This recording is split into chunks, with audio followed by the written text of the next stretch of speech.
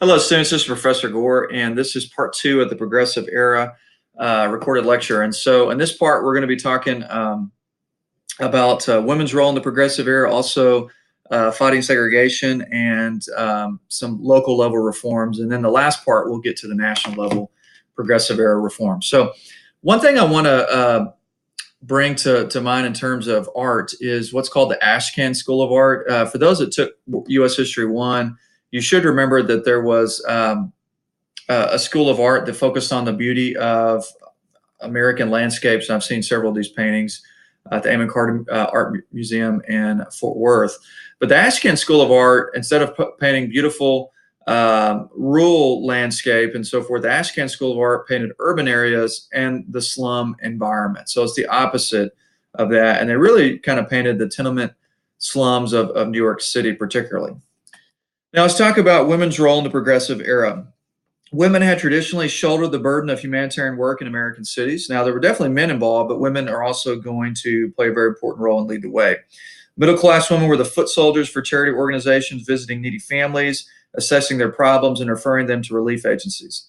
Josephine Shaw Lowell of New York City founded the New York Consumers League in 1890 to improve the wages and working conditions of female clerks in the city stores by issuing a white list of cooperating shops. This effort eventually spread and formed the National Consumers League, led by Florence Kelley.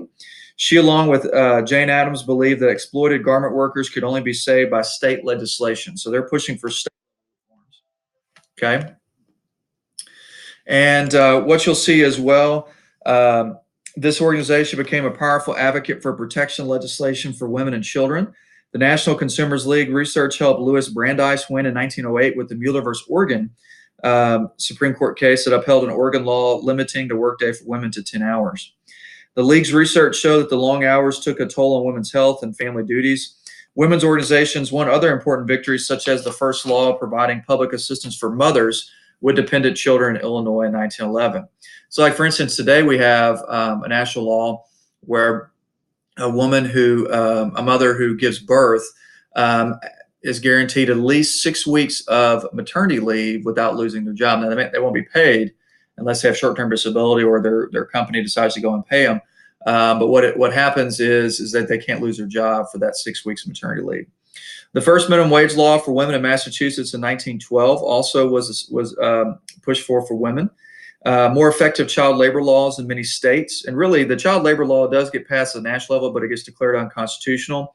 But really, why the national child labor laws are successful is they get passed at the state level, and that's not judged unconstitutional. Children and women's bureaus in the Labor Department in 1912 and 1920 also were passed with the help of women's efforts. So make sure you remember Florence Kelley, the National Consumers League. She's a big advocate for the rights of workers. And so Mueller versus Oregon, what this did, it was a victory for labor, but it was a step back in terms of women's suffrage, since it showed that men and women were different. So what it did is it did limit the workday for women to 10 hours. The argument was that women's bodies were weaker than men. If you were a women's rights activist at that time, that kind of was counter to your argument that men are equal to women and so forth. Now, Lochner versus New York, this one, the Supreme Court declared a law limiting bakers' work to 10 hours a day unconstitutional. So you have a victory for labor in Mueller versus Oregon and a defeat in Lochner versus New York. Okay. Now, some achievements, as I mentioned: public assistance for mothers with dependent children in Illinois. That's at the state level. First minimum wage law for women in Massachusetts in 1912. That's at the state level. 1912 and 1920 child labor laws in many states. That's at the state level. They do pass one at the national level under Woodrow Wilson, but it gets declared unconstitutional. Margaret Sanger began the modern birth control movement, which was also advocated for women and so forth. Now let's look at women's suffrage. Believing that working women should be encouraged to help themselves, the New York reformers in 1903 founded the National Women's Trade Union League. Financed by wealthy supporters, the League organized women workers, played a considerable role in their strikes, and trained working-class leaders. One such leader was Rose Schneiderman, who became a union organizer among New York's garment workers. Another was Agnes Nestor. You don't see people named Agnes anymore. My grandmother's name was Ophis, and she was born in 1908. We don't see people named Ophis anymore. But Agnes Nestor led a group of Illinois glove workers. American women suffrage supporters even took inspiration from what British women were doing when they picketed Parliament. Alice Paul, who was probably one of the more well-known radical women's rights activists who once lived in Britain, pushed for a constitutional amendment that in one stroke would grant women everywhere the right to vote after seeing the state-by-state route was too slow. In 1916, Paul organized the militant National Women's Party and the mainstream National American Women's Suffrage Association, from which Paul had split off, was also rejuvenated. So Alice Paul is more of a radical feminist at the time, the National Women's Party. Much more popular was the National American Women's Suffrage Association. Now, the lady who kind of led the more moderate form was a lady by the name of Carrie Chapman Catt, and she kind of helped see the 19th Amendment gets passed by 1920. But she was a skilled organizer from New York and took back over as a national leader in 1915. And under her guidance, they were able to get the ball across the goal line and so forth. Now, with feminism, as a young generation of college-educated, self-supporting women arose, because more and more women were going to college. In fact, my mom's mother went to University of Arkansas, didn't graduate, but she did go to school there for 3 years. Her father didn't have money to pay for her fourth year, but that was revolutionary for her to be able to attend college, even in the 1930s. Feminism meant freedom for full personal development. Charlotte Perkins Gilman was a famous feminist at this time. And feminists were militantly pro-suffrage, but unlike their more traditional suffragist sisters, not on the basis that women would uplift American politics. Rather, they demand the right to vote because they consider themselves just as good as men, and this led to the challenge of gender roles in the Roaring Twenties. Okay. Now, with urban liberalism, eventually progressive movement moved from just including the middle class to including the working class as a whole. That's a good thing. Okay. And so Hiram Johnson was a progressive governor of California who won in 1910. And he passed what's called workingmen's compensation and so forth. What workingmen's compensation is if you are injured on the job, the employer has to pay for your medical fees and your lost wages while you were out injured. He also pushed for where businesses could pay into workingmen's compensation insurance, which was revolutionary. Today, all 50 states have workingmen's comp. Okay. And so forth. But what you see with Robert La Follette is he was probably the most famous progressive state governor. He eventually becomes elected to Congress and runs for president a couple times. It fails. One of the things that he did is he brought in the first income tax on corporations at the state level.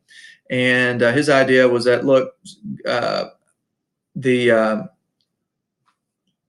businesses don't run government, the state does. And so he really took power back for the states.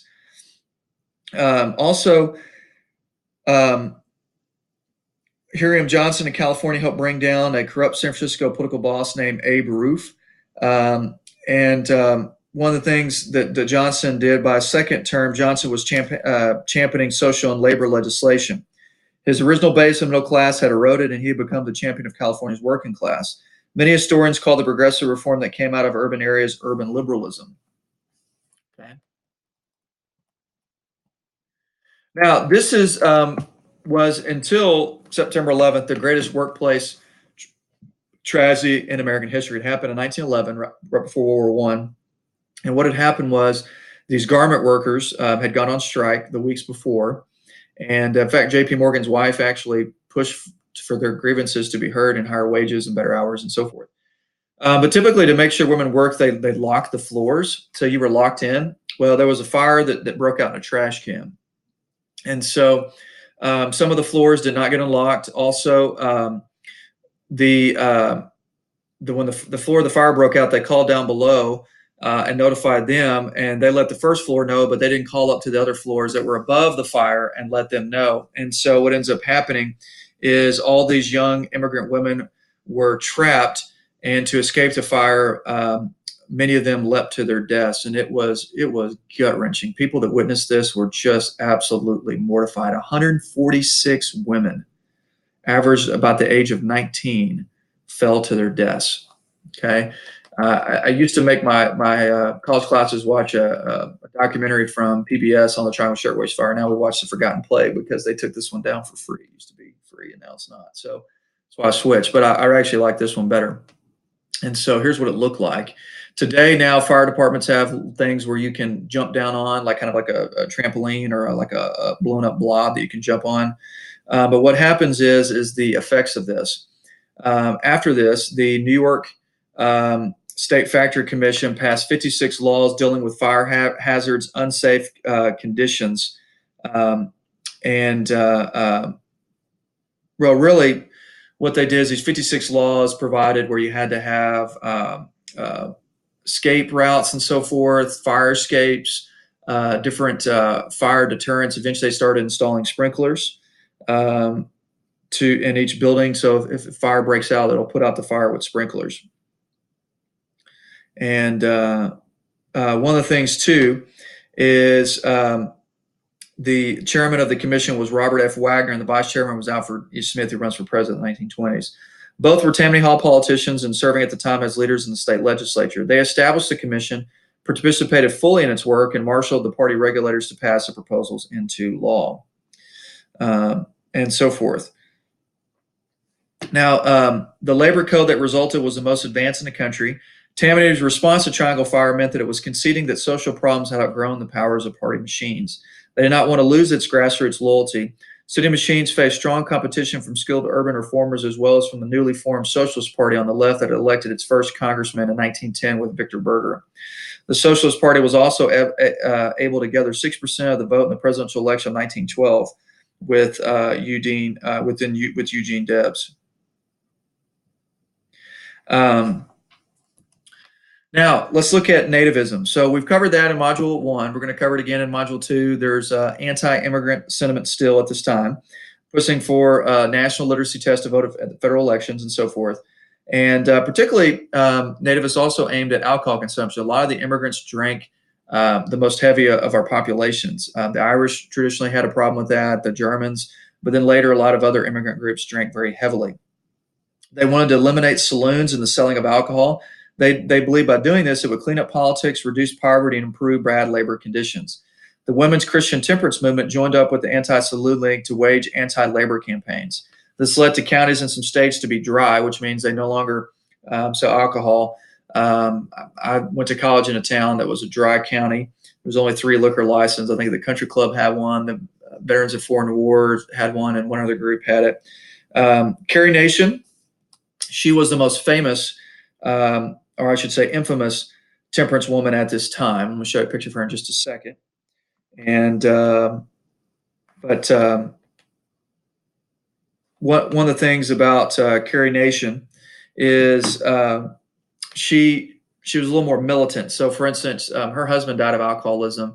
She would go around carrying a hatchet and would sing hymns, and then would be cutting up bar stools and tables in saloons, and people were scared to attack her and so forth. I always had kids ask, well, Mr. Gore, why would they not stop this old lady? Well, let me show you a picture of her real quick. Would you want to stop her? Okay.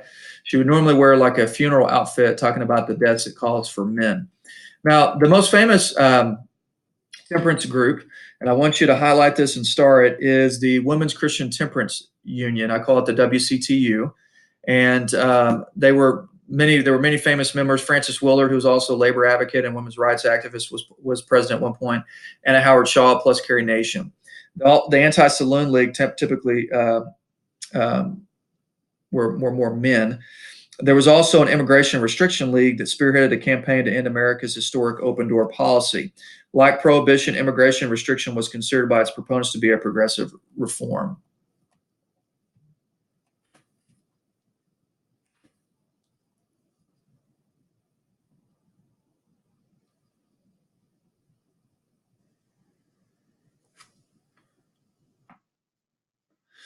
Now, if you look right here,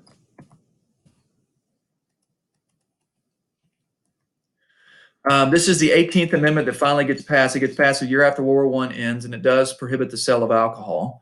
The 21st Amendment eventually overturns it. So I always tell students how you remember it is 18, can you drink? No. 21, can you drink? Yes. So 18th, prohibition. 21st, reverses it. Here's Carrie Nation. She would sell these little buttons to raise funds called a home defender. Said she was defending the home. And she would even sell her little hatchets. All right, organized labor. In its early years, the American Federation of Labor had strongly opposed state interference in local labor's affairs. Samuel Gompers preached that workers should not seek help from government, what they should accomplish by their own economic power and self-help. Voluntarism was, as trade unions called this doctrine, did not die out, but it weakened substantially during the progressive years. After the muckrakers brought forth exploitations of workers, the middle-class progressives wanted to fix it. This began a retreat from voluntarism by labor unions. In state after state, organized labor joined the battle for progressive legislation and increasingly became its strongest advocate, including most, particularly workers' compensation for industrial accidents.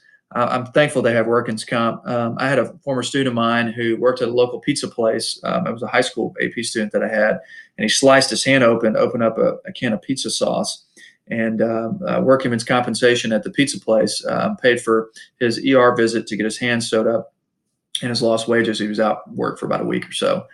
But 2,000 coal miners were killed every year, dying from cave-ins and explosions at a rate of 50% higher than in German mines. So they're going to push for better working conditions for miners. Liability rules based on common law was so heavily favored employers that victims of industrial accidents rarely got more than a token compensation. The tide turned quickly once the labor movement got on board. And between 1910 and 1970, all the industrial states enacted insurance laws covering on-the-job accidents, which is awesome. Okay. Workmen's compensation, baby, you got to love it at the state level. It's an awesome thing that develops in American history. All right, so let's go back to Robert Lafayette, the famous progressive governor from Wisconsin. And one of the things that he did was, it was originally when he was ran for Congress, somebody offered him a bribe to fix a judge in a railroad case, and he basically was like, screw you guys. He became a tireless advocate for political reform, and he basically wanted to restore American democracy. It took him about a decade to win the governorship. He ran a few times, and in his mind, the key to party reform was denying bosses the power to choose the party's candidates. He wanted direct primaries where the people get to select who gets to run for that political party. It's what we have today, and it's a good thing. And the state of Wisconsin actually established it. And other progressive politicians successfully achieved direct primaries as well. The progressives were also able to succeed and establish reforms with initiative, recall, and referendum. Now, let me explain what each of these things are. These are confusing for students to remember, okay? So let's say you have somebody elected to office and they're corrupt, and you want to get rid of them. You can, if you get enough petition signatures, you can have a new election before their term is up to recall them from office. The state of Wisconsin actually tried to do this to Scott Walker several years ago, but the recall election failed. An initiative means that if you give enough petition signatures, the state legislature has to at least vote on it, either yes or no. A referendum is where you get enough petition signatures, it actually goes on the local ballot. So as I'm making this lecture, there's a referendum in the state of Arkansas into whether they're going to allow casinos or not. And so they were able to get that on the state voting ballot for this upcoming election. That's a referendum. Secret ballot is where people get to vote in private, where you don't know who you vote besides where you cast your ballot or on the computer or whatnot. A direct primary, which I love, it allows voters to select candidates who's going to run for your political party. So oftentimes primary elections are very important as much as the national election. The only thing is that oftentimes primary elections don't have as great a voter turnout, which is important that we all vote in those elections. I've covered city reforms. Okay, here's what the Australian ballot is just going to vote on things privately. This is from the election of 2000. All right, so why would most urban working people oppose the actions of the progressives against the party machines? Because the machines were a source of jobs and services. The machines were smart to keep in power. They would give immigrants jobs and provide service. They did enough good to stay out of the doghouse. Okay, so with direct primaries, we go from having a small group of people decide who's going to run for office between 1709 and 1828. Then from 1828 to 1900, they began having a convention. And then today we have a direct primary. Now let's get into about racism and reform. In the South, direct primaries were quite different. Southerners barred African Americans from participating in party primaries, which in turn barred them from political participation. Northern Republicans did nothing to stop it at this time, either with the Democrats doing most of the disenfranchising. Racism was a simple reason for this. All right, now we're going to talk about the difference between Booker T. Washington and Webb Du Bois. Okay.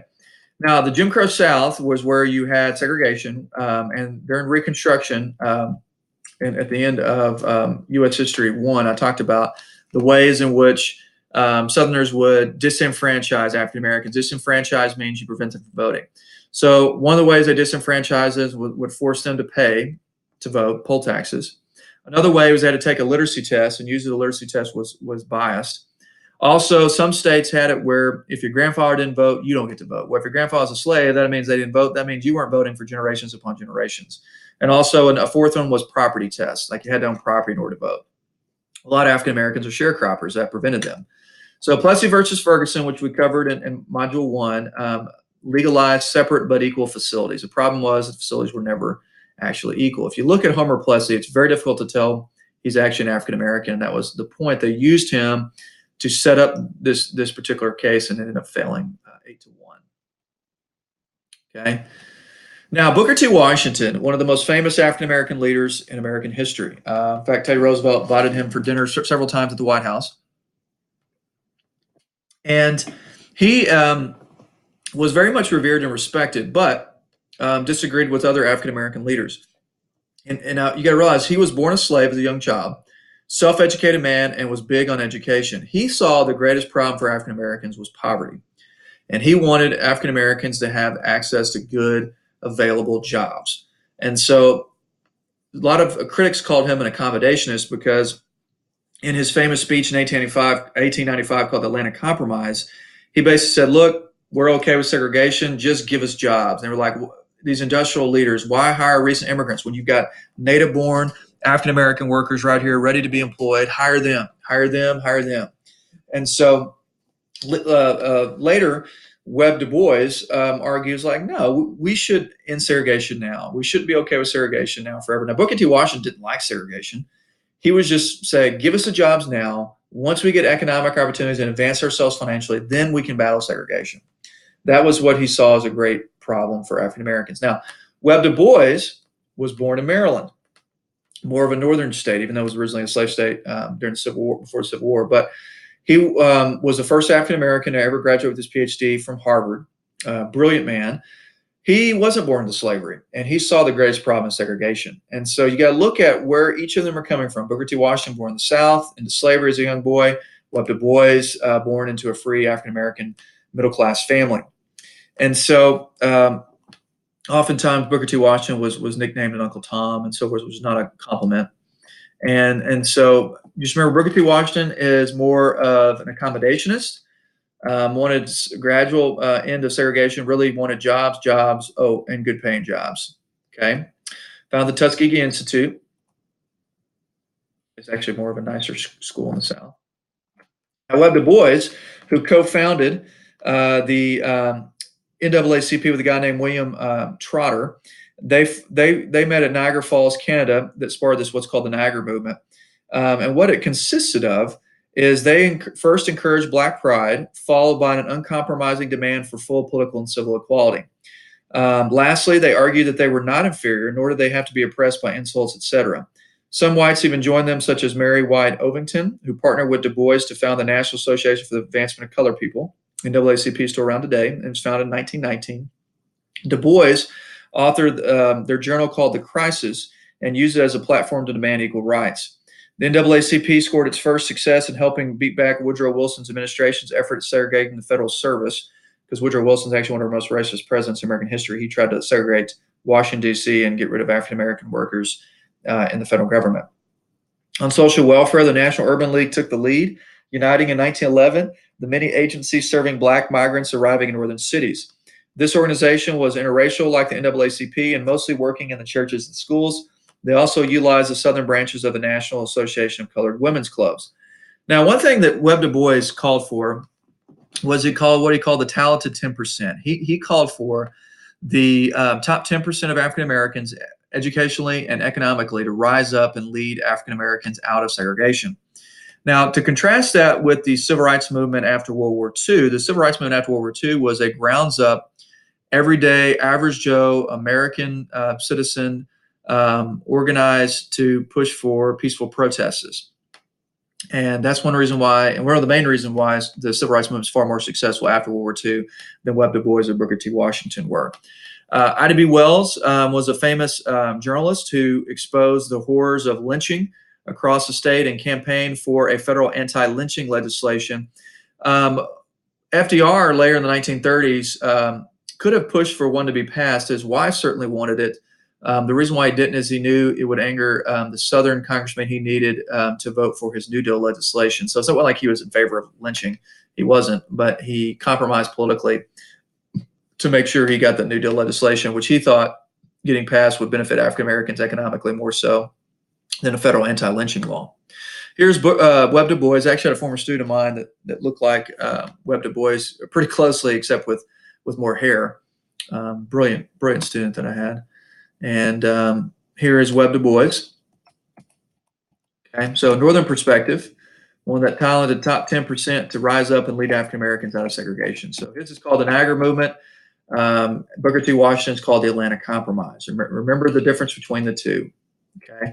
Now, every year I'm a little hesitant to show this image because there's far worse images to show with lynching, but this is more of a tame one compared to the ones I've seen. But Ida B. Wells wrote in her newspaper called the Red Record in Memphis about the horrible actions of lynching. At one point, she gets ran out of Memphis.